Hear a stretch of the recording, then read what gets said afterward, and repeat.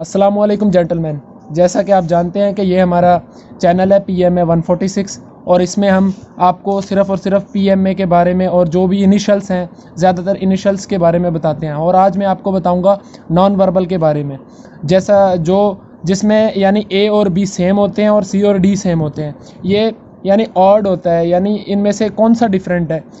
काफ़ी इस तरह के होते हैं नॉन वर्बल में, और काफ़ी उनमें अलग अलग इकसाम है। कोई एंटी क्लॉक होता है, उसके अलावा कोई क्लॉकवाइज होता है, और कोई यानी सेम होता है, यानी जैसे A और B सेम है और C और D सेम है।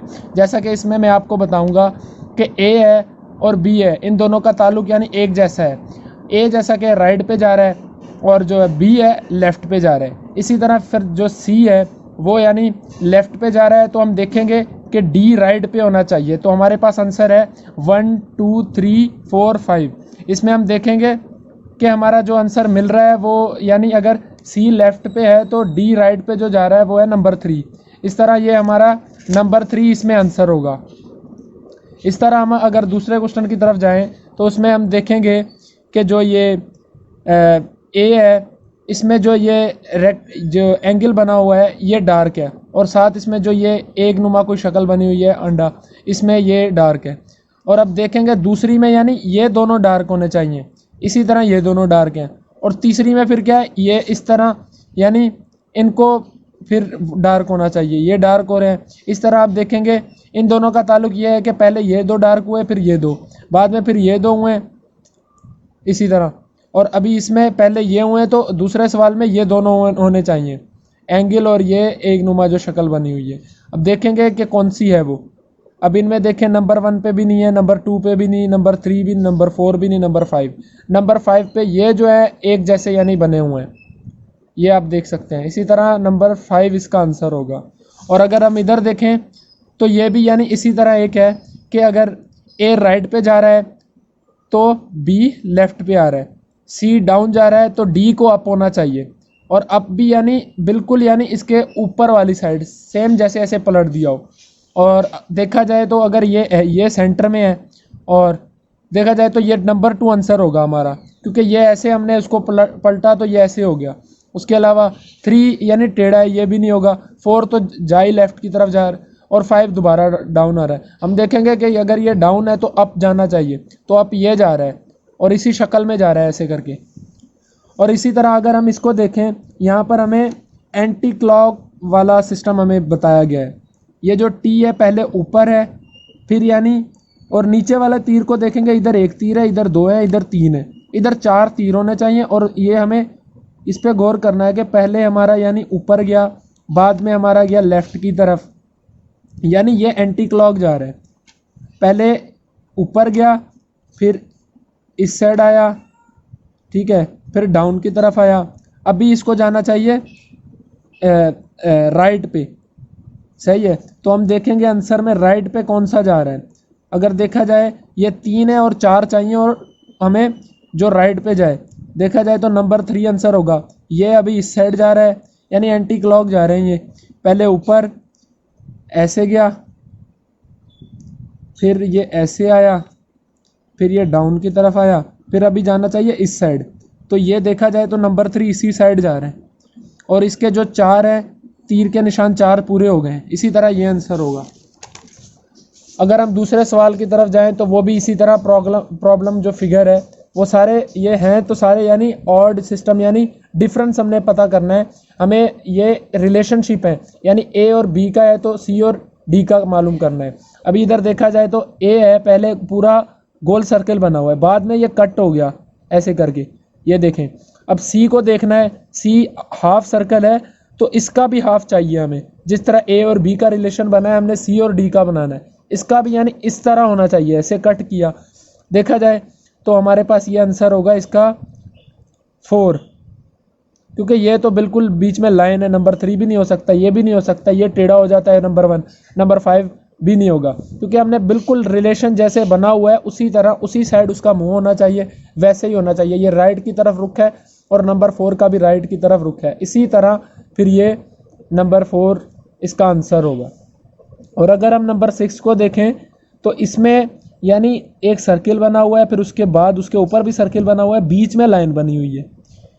फिर इसका रिलेशन क्या बन रहा है, ये जो लाइन है ना बीच वाली, बी में क्या कर दिया गया है, इसी लाइन को यानी क्लॉकवाइज कर दिया गया है, इसी लाइन को ऐसे कर दिया गया है और ऊपर से फुल यानी पूरी उसके ऊपर ऐसे आ गई है।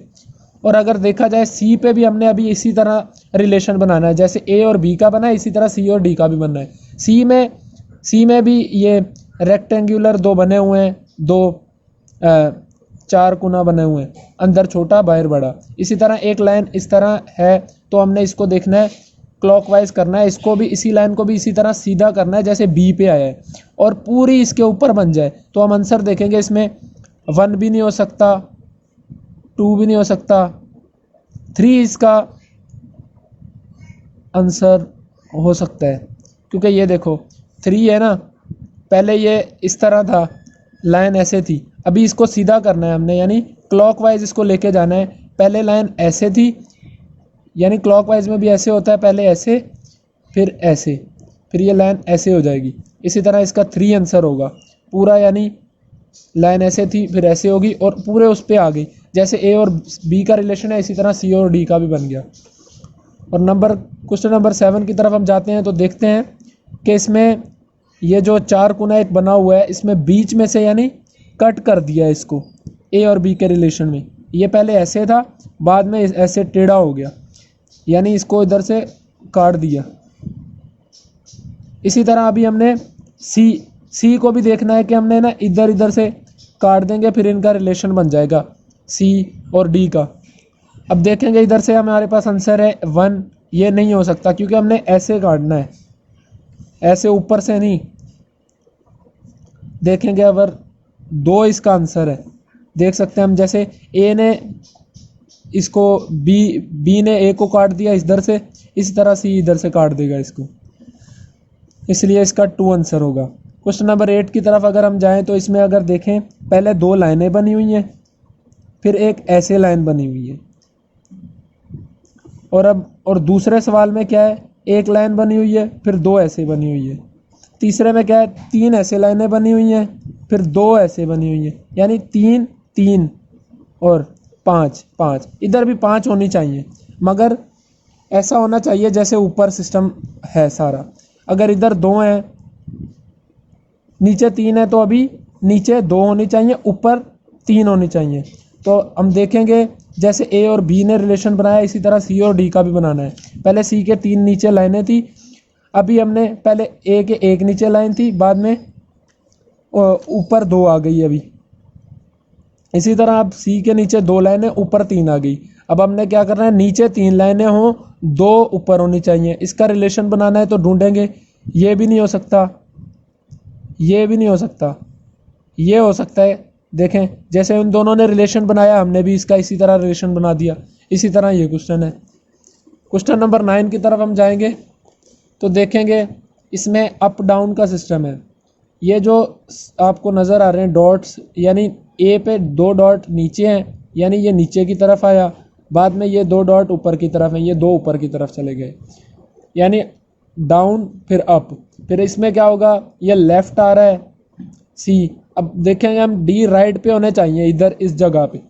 अब राइट पे कौन से हमें नज़र आ रहे हैं, इधर हमें नज़र आ रहा है ये 5 इसका आंसर होगा, राइट पे ये आया है।